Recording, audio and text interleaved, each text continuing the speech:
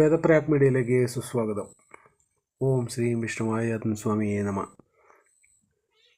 സ്വാമിയുടെ ഭക്തരായി വരുന്ന ആളുകൾക്ക് മിക്കപ്പോഴും തോന്നുന്ന ഒരു സംശയമാണ്, വടക്കൻ കേരളത്തിലാണെങ്കിൽ കെട്ടിയാടുന്ന തെയ്യം കോലങ്ങളായിട്ടും മധ്യ കേരളത്തിലാണെങ്കിൽ കോപര രൂപത്തിലും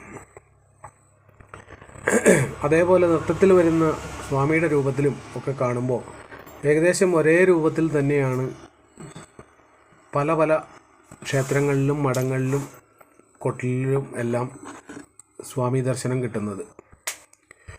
അപ്പോൾ എല്ലാവരും ചോദിക്കുന്ന ഒരു കാര്യം, സ്വാമിയുടെ ഈ ഒരു രൂപം മാത്രമാണോ, ഇത് മാത്രമാണോ സ്വാമിക്ക് ഭാവമായിട്ടുള്ളത് എന്നൊരു സംശയമാണ് മിക്ക ഉപാസകന്മാരുടെയും മനസ്സിൽ, മിക്ക ഭക്തരുടെയും മനസ്സിലുള്ളത്.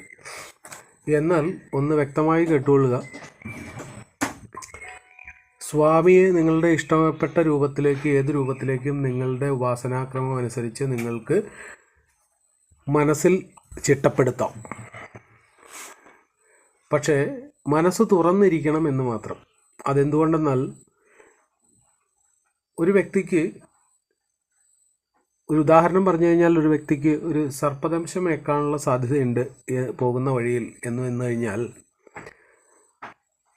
ആ ഭക്തൻ്റെ മുന്നിലേക്ക് ഒരു ശ്വാനനായി എടുത്തു ചാടി കുരച്ച് അവനെ അവിടെ നിർത്തി 2 മിനിറ്റ് അവൻ്റെ മാർഗതടസ്സമുണ്ടാക്കി കടന്നു പോകുന്ന ഒരു നായയായിട്ട് പോലും സ്വാമിയുടെ ദർശനമുണ്ടാവാം, സ്വാമിയുടെ സാന്നിധ്യമുണ്ടാവാം.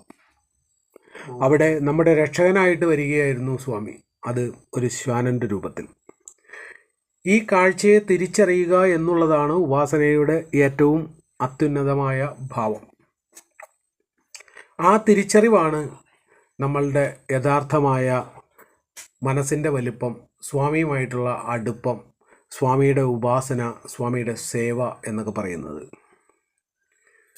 അല്ലാതെ കാണുന്ന ഒരേ ഒരു രൂപത്തിൽ മാത്രമേ എൻ്റെ മുന്നിൽ സ്വാമി വരികയുള്ളൂ, ഞാൻ ആ ഭാവത്തിലുള്ള സ്വാമിയെയാണ് അവിടെ കണ്ടത്, അതേ ഭാവത്തിൽ കണ്ടുകൊണ്ടാണ് ഞാൻ അവിടുന്ന് സാന്നിധ്യം കാശ് കൊടുത്ത് വാങ്ങിച്ചത് എന്ന് പറഞ്ഞാൽ, അതേ രൂപത്തിലും ഭാവത്തിലും ഇവിടെ കാണുക, നിൻ്റെ മുന്നിൽ സ്വാമി എത്തുക എന്ന് വെച്ച് കഴിഞ്ഞാൽ അസാധ്യമായിരിക്കും. അത് സ്വാമിയാണ് തീരുമാനിക്കുന്നത് അതേ രൂപത്തിൽ എത്തണമോ വേണ്ടയോ എന്ന്. നിൻ്റെ സംരക്ഷകനാവുന്നു, നിൻ്റെ ഉയർച്ചയെ കാണുന്നു, നിൻ്റെ ആത്മാവിനെ തിരിച്ചറിയുന്നു, നിനക്ക് മോക്ഷം നൽകുന്നു. ഇതാണ് സ്വാമി.